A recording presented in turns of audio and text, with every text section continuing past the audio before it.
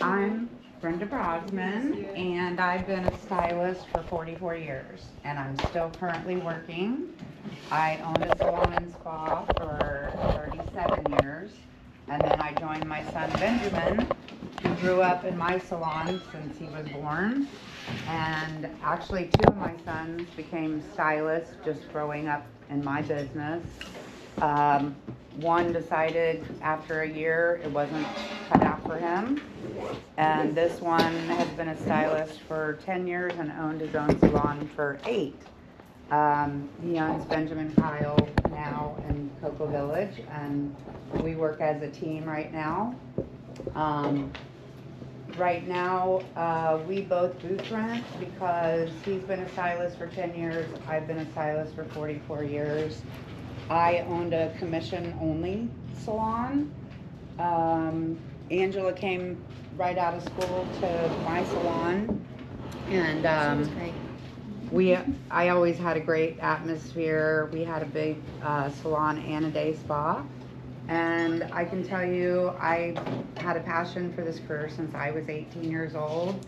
And I hope that everybody in here loves what they do, and I can empower you a little bit today about your career. Um, I would like to talk to you a little about, like, does everybody kind of know where you're going in your career? Do you have a specialty, or do you want to learn it all? What I suggest as a new stylist, learn everything you can, because when you go into a salon and you're new, you want to be able to offer anything that you're able to do in the business, and then you're going to find your niche one day. I personally love hair cutting and coloring. That's what I love to do. I love to color, but your cut needs to go with your color. And that's things you'll learn over time. And one of the most important things I can leave you with today is continuing education. I've been in the business for 44 years, and I can tell you, and Angela can probably tell you, I go to continuing education every year, several times a year, and I never miss the Premier Hair Show, because if you want to know anything, it's there. I've never been bored. I've never been burned out. If you do the same thing every day for 44 years, you're gonna hate going to work. And I can tell you, I love going to work. Every day that I go to work, I don't wake up regretting what I do. It's still my passion, and my clients are my passion, and it's an amazing career, and it's a very slow and hard industry to get into. But I can tell you, I make 6 figures, and I only work 3 days a week. And it takes time, and I can tell you, this career, you're not going to make that in a year, and you're not going to make that in 2 years. It really takes you 5 years to make a career in this business, honestly. And if anybody tells you any different, that you're going to come in and set the world on fire, that's not going to happen. But what can happen is you make your own career.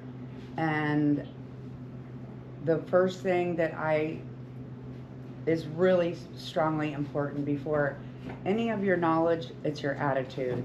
And when you walk in the door to go to work, your attitude needs to be about your business.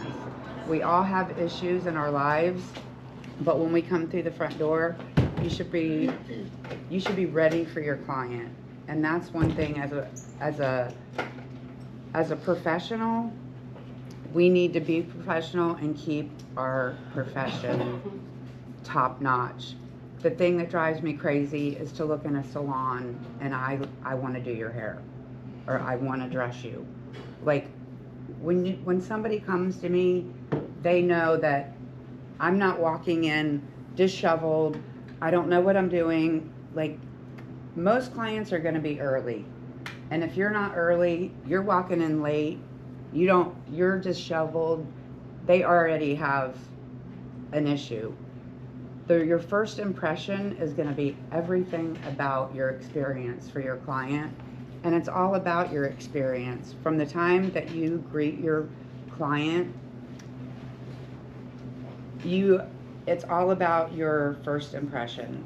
When you see your client, walk up and greet them.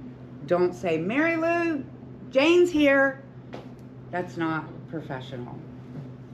You go and a lot of times people don't have receptionists anymore. Salons can't afford it. We're all trying to deal with the times, and I can tell you over my career, there's been many times where you're gonna have ups and downs. People go out and have a baby. You're gone for 6 weeks. But I've maintained my clients, I can tell you, and Angela can probably tell you, that 95% of my clients have been coming to me for over 25 years. And I love every single one of them, and they love me. And it's all about, you can have a person come in with an attitude, and they'll tell you, oh, I've never had a stylist listen to me. They have a bad attitude about past experiences. And the first thing you need to say is, what's your name? Stephanie, we are going to have a great experience. You are in great hands. You always want to say their name. I'm a toucher. I'm a hugger when they leave. People know that I care about them. I care about their hair.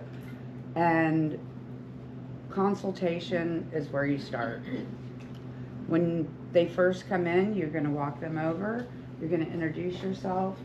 And I can tell you from experience, I know a lot of you are new, and it's going to be overwhelming when you go into a salon, and you're going to feel intimidated because other stylists may know more than you, or you don't feel so confident about what you might be doing.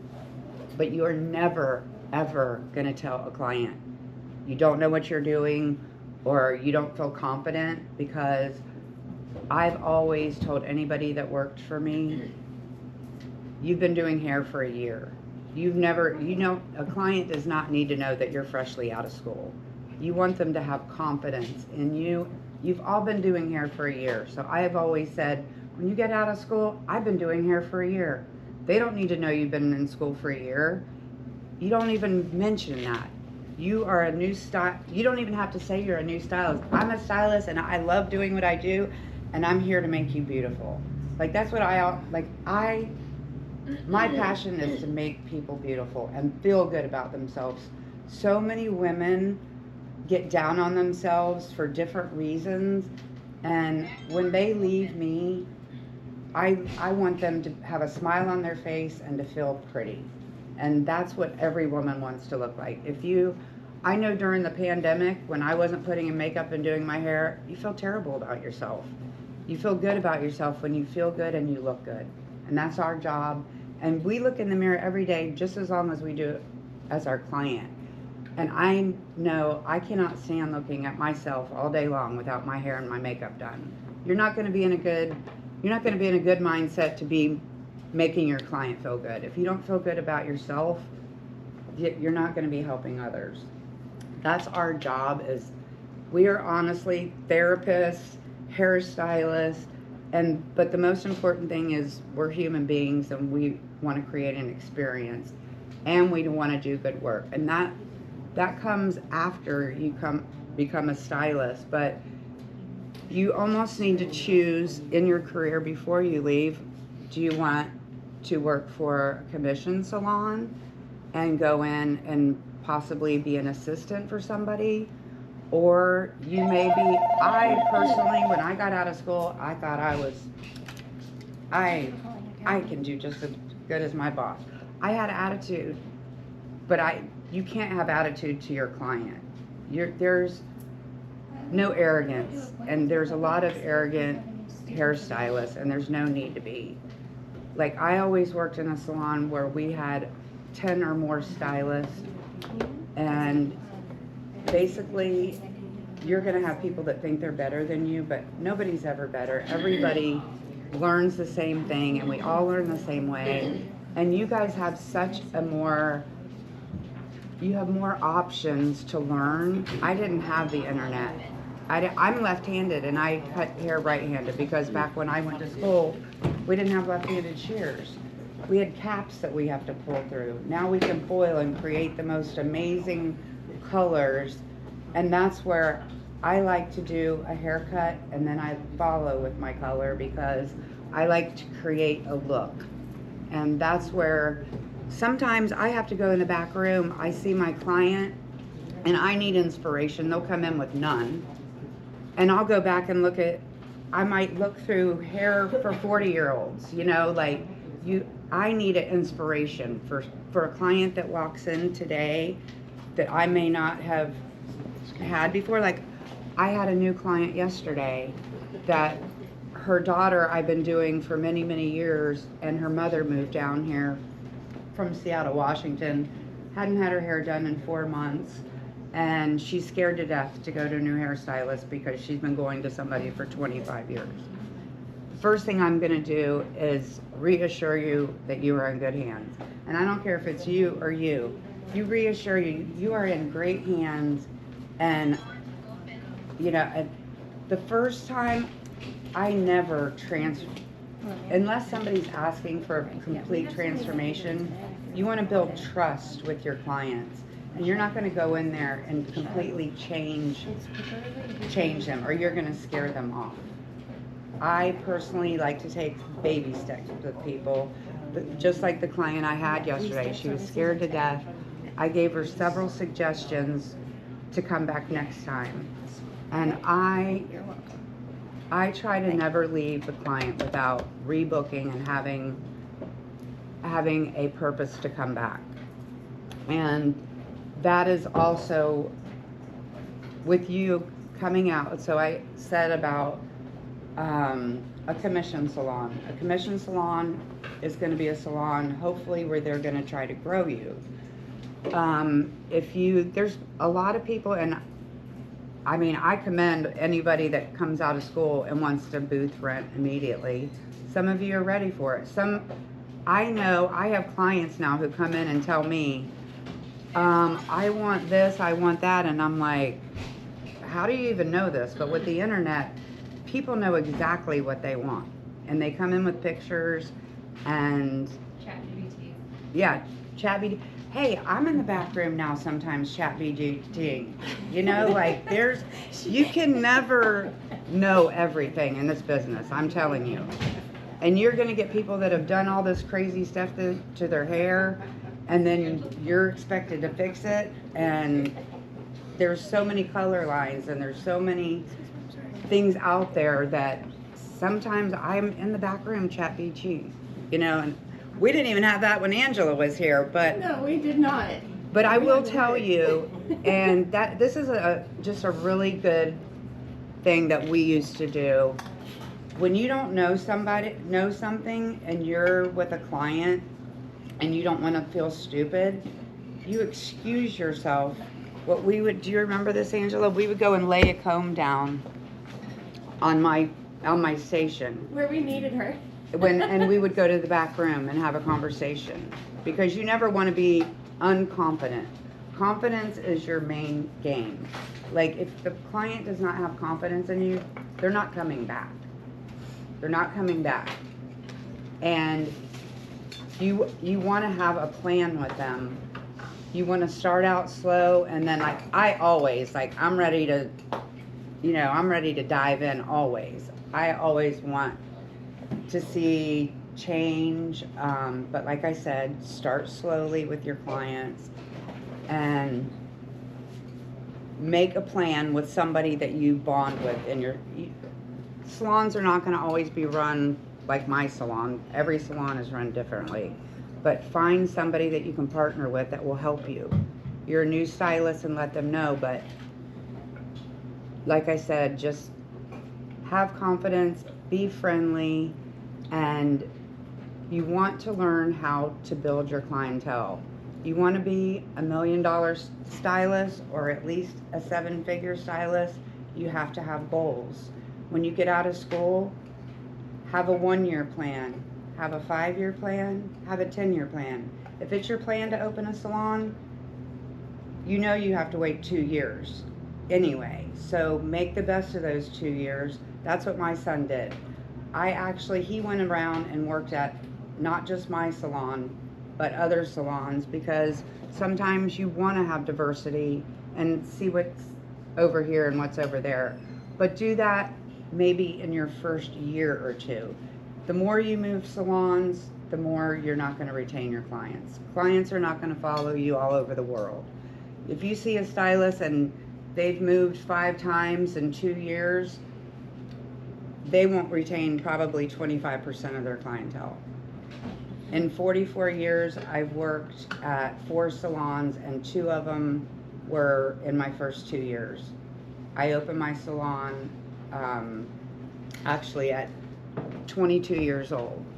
I had 3 children while I opened my salon. I mean, it's a lot of hard work, but when you love what you do, you just do it. And when you're young, you can really do a lot more. But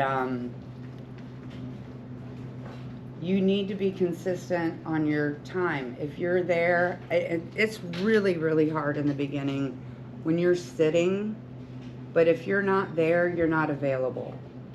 And you've got to be available if you want to build your clientele. So no, I know some people are part-time, but if your hours are consistent, people are going to know she's there every Saturday, or she's there every Tuesday night, or whatever, and they need to count on your schedules. And you can't be, oh, I'm not busy today, I'm not going in. That is not the mentality that a lot of stylists they have, and that is not the right way to go. And if you are there, work on a mannequin. Like the girls used to work on mannequins, and people would see them working on mannequins and they'd be, oh, that's so cool, because you're talented, you're here for a reason. Most people that want to do hair, makeup, skin, you're all talented in your own way. So do what you love. But in the beginning, like a lot of people would come in, they hate pedicures, they hate this or they hate that. But that's going to bring you, if you're doing a pedicure, you're going to talk to that client about hair. No, I don't want to do pedicures. I hate doing pedicures. But when you're new, you're going to do whatever you can do, because you have that client's attention. And if it's hair you want to do, say, I would love to do blah, blah, blah. You know, you're creative. And also, when they leave, you want to have something in their mind like, oh, I want to come back because next time we're going to try this. I'd love to show a pop of color. You know, if somebody's afraid of color, let me just do, you know, a gloss. There's something for everybody. If people don't want peroxide and they want to be all natural, we have it. You know, there's everything in this industry now that you could possibly ask for.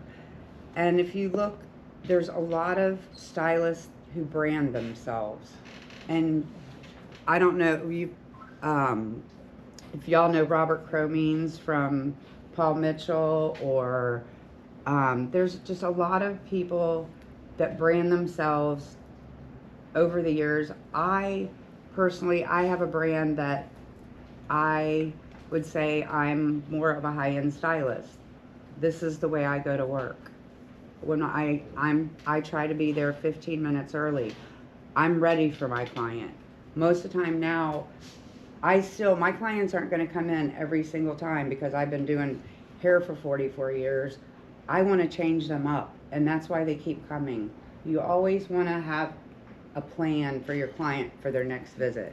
You want them to be excited to come back, and you want them to be on your schedule, and that's how you're going to build.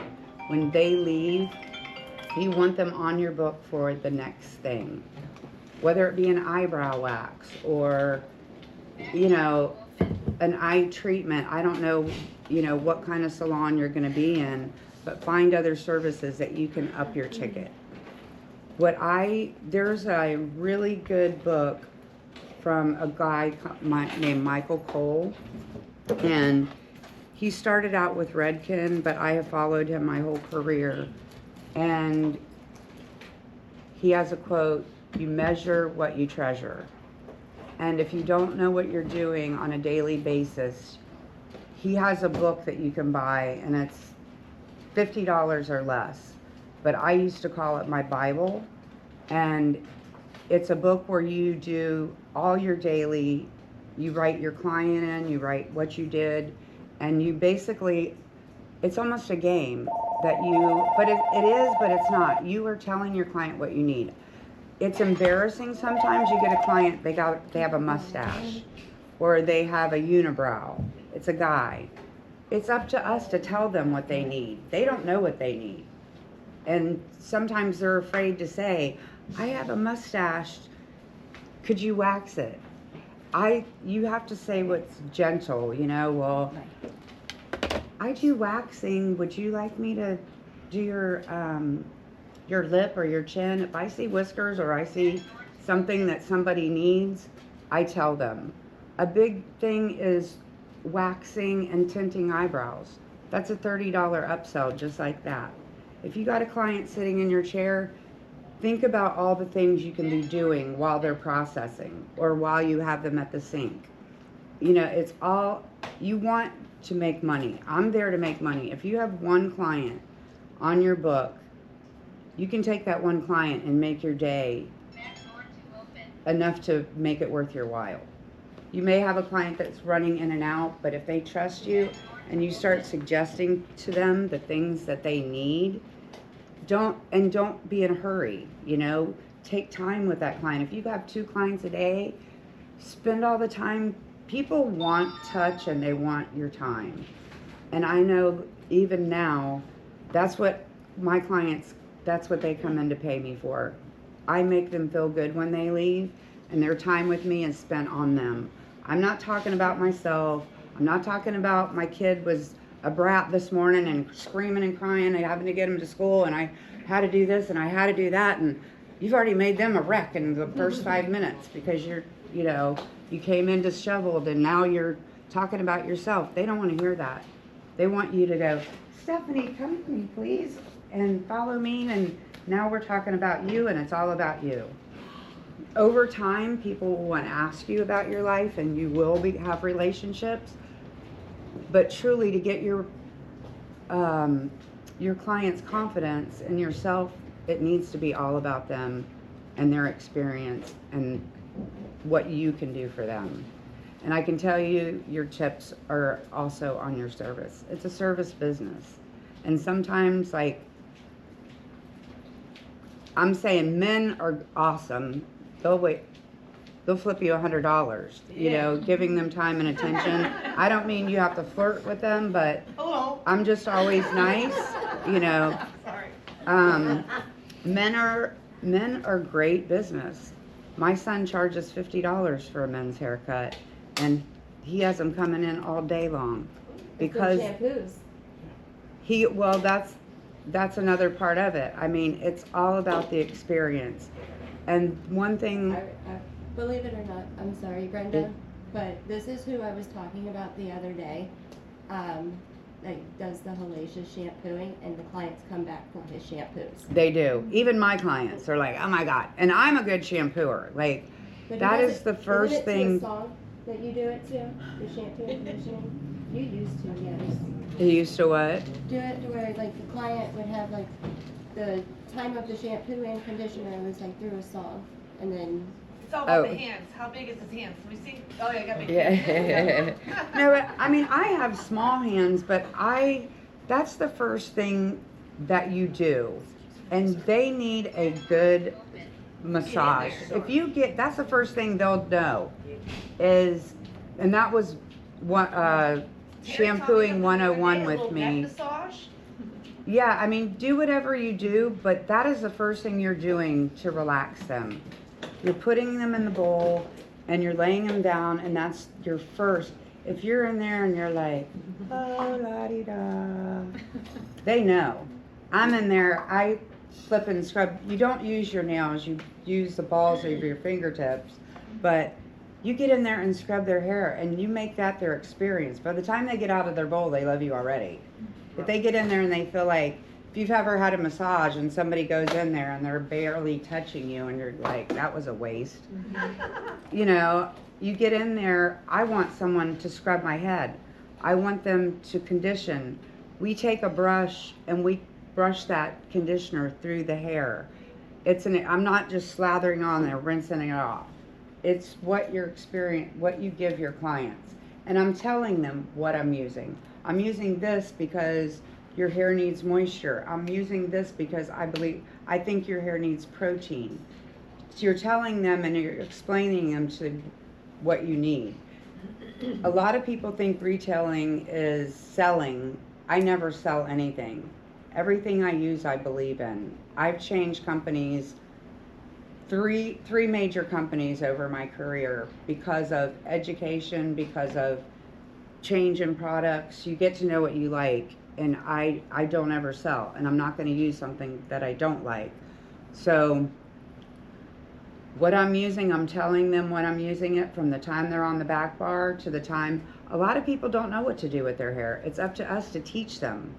And if you don't have products, their hair's not going to look good. If you don't have product in here, come on, all of us in here use product. And if you don't, all of us should be using color. You're a hairstylist. If you're not coloring your hair, why should your clients color their hair? I don't care. If you don't want to put peroxide, put a rinse. You've got to have something on your hair. This is what we do. We've got to, if you're a makeup artist, you're not going to go to work with no makeup on. You've got to market your own You self. gotta look good. Yes, you gotta be have to the look part. good. That's right. Yeah, It is a I hate to part. say it, but you gotta. I mean, there's a job and then there's a career. If you go into Walmart, they got a job. Because you look in there, I want to go in there and do a makeover on every person when I look in there. But, I mean, if you need a job and that's what you need, everybody needs a job. I personally think of this as a career, and it's a good career. I did not have college. I got married at 18, had a baby at 19, and started my career at 20, my business. So it's all what you make it. And when you're young, you have a lot of energy.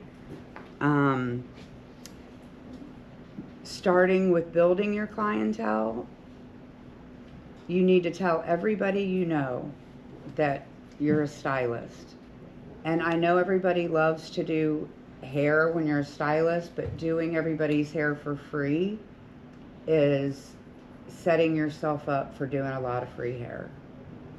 And I personally, I don't do hair at home. I've never done hair at home. I go to work. And every single one of my friends, except one, my best friend, pay me full price. Because if you go to a job at, I don't care where it is, they have to pay you. And this is a career, and you have to let people know, this is my job. I don't do this for fun, because let me tell you, when you work 40 hours a week, and then your friends and family want you to do your hair on the weekend, you begin to hate it. And it's like, you come to my work. There's two people I do for free. I do my mother. My mother comes in every single week and has her entire life, because guess what? My mother is a walking billboard for me. I get more business from my mother than probably anybody, because everybody wants to know who does her hair. So that 30 minutes every week has brought me more business than anyone I've ever done. You want people out there promoting you. When you're a new stylist, you tell people, I'm looking for new clients, please, and have an incentive. Bring me 2 clients, I'll give you half off your haircut. I'll give you $10 off. I never give free services. I don't discount my services either. This is what we do. I will give you something for giving me something. I may give you something for free. I may say, this month I'm going to do a free eyebrow wax with this service or whatever. But as far as my cut and color and I don't believe in discounting that, personally. Your doctor, when you go, he's not giving you a discount because you came twice in a month. You know what I mean? I work by the hour. And when you become a stylist like me, I do. I go in, I know exactly how much I'm making before I go in. And then not only do I know what I'm making, I want to top that. When I started out, my goal was to make $100 a day. Then after 6 months, I was like, I want to make $200 a day. So I would work towards that goal. Today, I might come in with nothing on my book. There might be other clients in the salon. Do you need an eyebrow? Do you need an eyebrow wax? Do you need this? Whatever. Do they need a pedicure? You're there to make money. You're not there to sit in a back room and gossip. And talking about other stylists is so unprofessional. I say, and I always said to my stylist, if that client is not rebooked with you, they are not your client. So they are fair game to anybody in the salon, because when that client books with you, then you can say that's my client. But a lot of stylists and a client, they think because they've done somebody 2 times, oh, that's my client. Well, no, it's not. Did they rebook with you? And then it's not your client. Remember that. Like, don't let them walk out the door and call and say, I'll just take whoever's on. Let them know your schedule. Get them on your book for whatever reason. Like, that's your most important goal, is you want the client to feel confident and you want them to come back. And you want to tell them how long. If I'm doing a retouch on somebody, you want them in at least every 6 weeks. My clients go between 4, 5, and 6 weeks. It depends. You guys are young, your clients. I have clients that have to get their roots done every 4 weeks because they need it and they're gray. Most of your clients are probably not going to be as old as my clients are now, but you still want their color refreshed in at least every 6 weeks. That's how you're going to build your book. If you start building as soon as you start, in a year you are going to have a full book. But you have to work at it. You can't be like, oh, I have nothing all week, I don't even want to go in. You're not giving yourself opportunities. Opportunities walk in the door, and some opportunities are in the door. I can't tell you how many times I've been overbooked and I'm like, Angela, I need you to blow out this person. I need you to do this. Guess what? You got my client in your chair now. You know, it's up to you to keep that client. That's the most important thing, is keeping these clients to you and making them want to come back to you. I wrote a few notes. I want to make sure I didn't forget anything important that I want to tell you guys. How long would it normally take you to do a color correction? That you never know. And we still have people that call up, because now that everything is on the internet, you never know what you're getting into, first of all. Because I'm trying to be faster, and I feel like, like a lot of the times I get color corrections, and it takes me hours. Okay, so and then when I get too into it, and then I could. Well, if I was in the salon, so I'd lose color money, correction is an art, first of all. Right? Okay. And I'll tell you in the beginning some things that I did that don't do. People do all these things at home, and they come in and go, I turned this orange and this blue, and I don't know what. You don't know what they did, you don't know what they used. When they talk about chemical burn, it's a real thing. I've had clients where I thought I could do it and they use something completely different. Their hair is melting off in the bowl. And literally hair can melt off in the bowl. What I always keep on hand is vinegar. White vinegar will stop hair melting immediately. What? Yes, always have white vinegar in your salon. If you have anything that's like starting to melt, you could have a perm, you could have anything, pour vinegar, it'll stop it immediately. I have seen hair melt off. I've also seen protein rebuild that hair. So hair is never fried enough that it cannot be repaired. I never tell anybody, oh, we've got to cut your hair off, because you don't. There's so many Olaplexes, the K18, there's so many bodybuilding treatments. You need body, you need moisture. It's a chemical reaction. It's things that you learn over time. And that's where you guys have the internet. You can look up anything, you can ask anything.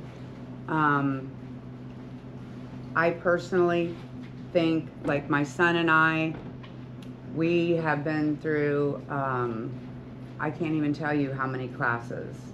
And we still continue to learn. I do extensions, I do the I-tips. There's so many different extensions out there. And I'm just like, oh my God, I want to do like, I want to do the sew-ins. And the I-tips, it's K-tips? Is that what you mean? Mhm. Okay, yes. cool. And I have a client, I've been doing hers for 20 years. She comes every 3 months. It's like between $600 and $800 for 4 hours. You know, you get faster at what you do. But in the beginning, take your time. You have all the time in the world. Work on your speed, but don't rush people. If you've got an hour or you got an hour and a half, take your time. Make sure that the end result is good. My clients never leave out of the salon without being finished. I curl them, I flat iron them. They're not walking out like they got to go home and do something. You're not Fantastic Sam's. Some of you may want to go to Fantastic Sam's where you want to get your speed up. It's not a bad place to go. Fantastic Sam's, they teach you to do 15-minute haircuts. You're going to do 10 and 15 haircuts a day. You know, that might be what you want to do. Working in a big salon is you are not going to be as busy, but you're going to learn. You're going to learn from hopefully the owners. You're going to learn from the other stylists that are there. Being in the back room or being at your house is not being in the salon and you're not learning. And that's the biggest thing. People get discouraged because they come out of school and half their day they're sitting and they feel like they're doing nothing. You don't need to sit. You need to build your pages on the internet. That wasn't a thing back when I was. Ben now, he has AI glasses. He does little tutorials. You know, there's so many things that you can do, and people are on, you know, Instagram, all that. That's where you're going to build your brand. All the girls here do really cool videos. I'm not that. See, I'm not either. I'm not either. I'm old school. I rely on referrals and keeping my clientele. You know, and I'm at the age where I can be picky and choosy. In the beginning, you're not picky and you're not choosy. You want a body in your chair. And whatever it is, like, I hated doing perms. I started in the 80s, so guess what I did all day? Perm, perm, perm. My instructor said, it smells like money. And it was. And it still is. I still have to do a couple perms. Do I like them? No. Guess what? I charge now for them because if you make me do it, you're going to pay for it. You know, that's just, basically you get that way, but there are certain things like balayage. Balayage is a specialty. You're not going to charge the same price for a baby light as you are a balayage. There's just certain things that you're going to know as far as pricing goes. You don't want to start at like what I charge at your, you know, at your beginning of your career, but you also don't want to charge $25 either. You don't want to make people think that you are, you know, the newbie. You need to come competent. Confidence is your biggest thing in our career. And confidence in what you're knowing, and it's up to you to learn it.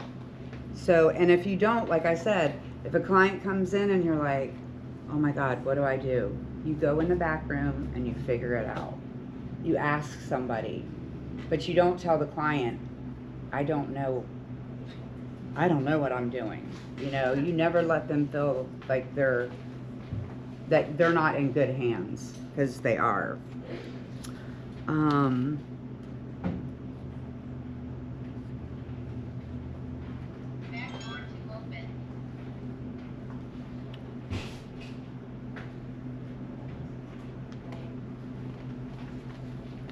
Like I said, the building a loyal clientele from zero, like I said, the number one thing I think is first impressions. The second thing I think is your consultation. You want that person, the first thing you do is you have that client in your chair, you're putting the cape on them, and I usually touch their shoulders or something. People like touch. And then I touch their hair. And I'm like, and I look at their face shape. Most clients do not know what they want. It's up to us to tell them what they want. And that's where they gain our confidence.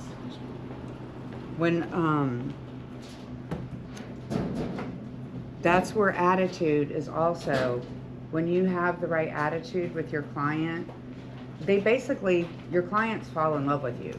They do. Like, you come to work because if you're not having a good day, just come to work because your clients will make you have a good day. Like, I never leave the shop not happy because my clients are happy. They make me happy. They always tell me how good I am, how good I make them feel. Who doesn't want to have a job like that? You know, if you have ugly clients that come in, I kill them with kindness. You know, people have bad days. We all have bad days. They're paying us for our time. And when clients come in a bad mood and they leave really happy, guess what? Their wallet comes out. And they're like, oh my God, I can't wait to go see Brenda again because I know I'm going to have a great experience there. And it's about them. I've seen too much in my industry where people are just so worried about their own lives instead of their clients. You're there to do your clients a job and not be, I leave it at the door, whatever's going on in my life. Go on your lunch, do what you need to do for your life. But when you're in the salon, take time to be watching the other people. If this person's doing something you've never done, get in there and help them. Angela was like that with me all the time. You know, you learn from others, you learn from watching, you learn from doing. Some of you may want to come to a salon like what Ben and I have. We both have taught a lot of stylists. We both are very good at coloring. I would say we're basically master stylists as far as cut, coloring. We do halos. We do everything hair. I've done everything in this business, but my love and my passion is hair. Ben's love and passion is hair. So if any of you guys would like to come to a booth rental salon, that's what we have. You can, you know, call us, talk to us. If you ever want to shadow us for a day, we're fine with that too. I'm all about helping you guys. I'm all about helping the next generation because I want people to love the business as much as I do. And that's why I hope that's why you're all going to school, because this is the passion that you have. And there's something for everybody. I know people that just do extensions and they make bank. But in the beginning, you just have to learn everything you can learn. And there's so many just online things. If you can't afford to go to classes, Behind the Chair, Paul Mitchell, everything is online now. You can learn anything. So I just wanted to leave you with a quote that I wrote. It's, your scissors don't determine your success. Your attitude, consistency, and how you treat people do. The most successful stylists never stop learning, never stop caring, and never stop believing what they're capable of building something extraordinary. So I would say in 44 years, if you still love what you do, like, I don't even see retiring. I will probably keep my hand in this business, I don't know, until I'm like 80 years old. I am 63 years old, and I haven't had a day where I don't love what I do. So, and I hope that you guys feel the same way in your careers. So, thank you for taking your time out, and I hope that I inspire you guys to stay in the business, and if I can help anybody in any way, please let me know. I'm want to introduce you to Benjamin and Kyle. You want to say anything to the girls? Hello, I'm Ben, and work together with my mom, as we all know. Yeah, there's not really much you didn't cover, so I'm not going to say much, but maybe if you guys have any questions, we can answer those for you. Does anybody have any questions? Where's your shop? We're in Cocoa Village, kind of right across from Rec 224. Yeah, I love the village. I had, my salon was right on US 1, and it's just nice to be able to walk around. You have all the restaurants, and it's a good opportunity to meet people. And we have walk-ins because people are walking around in Cocoa Village. And right now, Ben and I don't really take new clients unless, like I said, it's a client whose mom moved down here. But I try to just work 3 days a week, and my clients book, like, I have clients that book through the year, but then when I need to move them, you know, we work together. And that's what's really nice, because once you do get to a certain point, you can take off when you want, and your clients work around your schedule. And that's kind of the nice thing about our job. We don't have to basically ask at a certain point. You just make your schedule. But I'll work longer days to take this day off, but I always get my clients in. I never tell them, oh, I can't get you in for a month. No, I may have to work extra or come in early, but I'm not losing that client, because that's $300 a month, or that's $300 every 6 weeks. And that's the kind of mentality that you need to have with your clients. If this client is a $60 haircut and they get their haircut every month, that's, you know, you have to times that times a year. That client is worth that much. It's not just a $60 haircut or, you know, a $30 shampoo style. So your finances are very important. Oh. Does anybody else have anything they want to ask about business, or are all of you guys hairstylists? Yes. And have you decided what, if you wanted to do commission or booth rental, what you want to do? Commission at first, and then once I'm clientele, go to the And honestly, that is the best way most time, because like I would have been scared to death to be walking out of school, opening a salon, and you're stuck in a suite and you have no idea what to do and nobody to ask.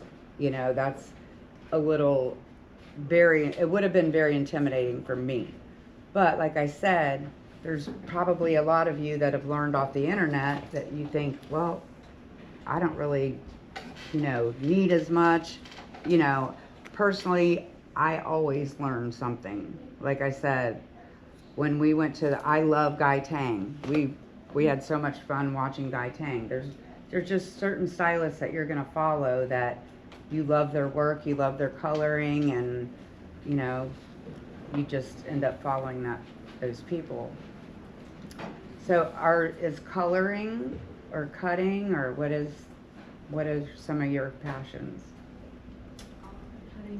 Cutting? Vivids and extensions. You like what? Vivids and extensions. Mm. I can color on basically everything. Like Yes. highlighting? Yeah. You like highlighting?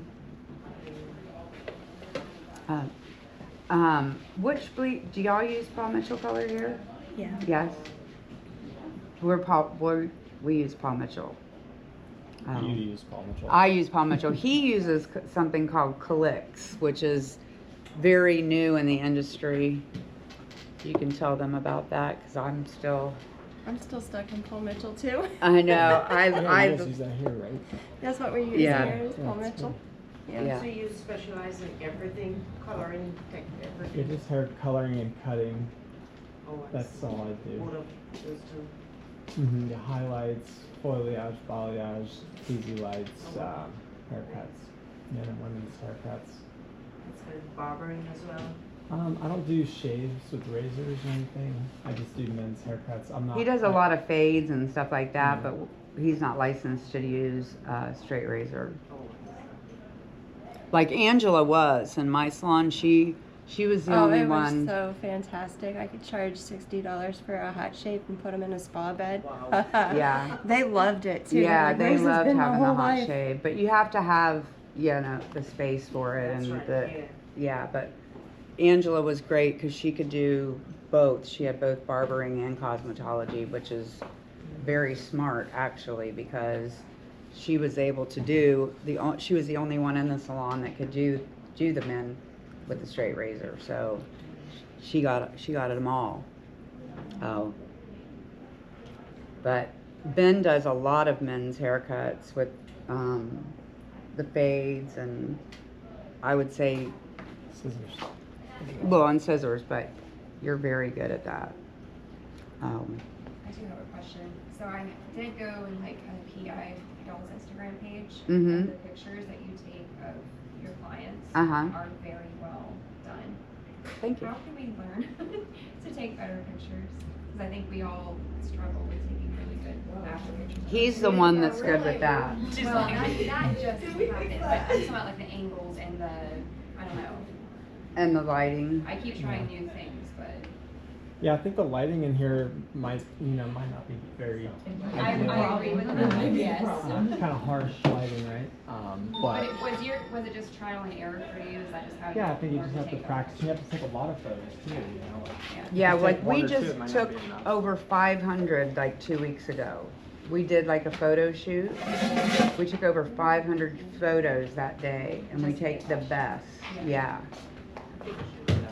Because we did, like, you want to do action shots, so maybe you did to have a day where you guys, practice doing, and a lot of times you want to do, if they look better in black, so you keep the cape on, when you're doing the pictures, because sometimes their clothes are busy and you're not really seeing the hairdo. So if you have a black cape when you're, and you want,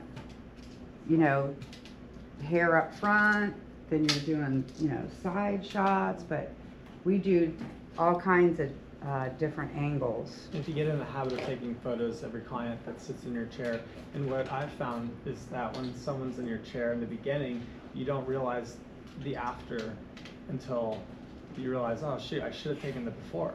It looks so much better than I even thought it was gonna look, right? So I think before and afters are really showcase your work a lot.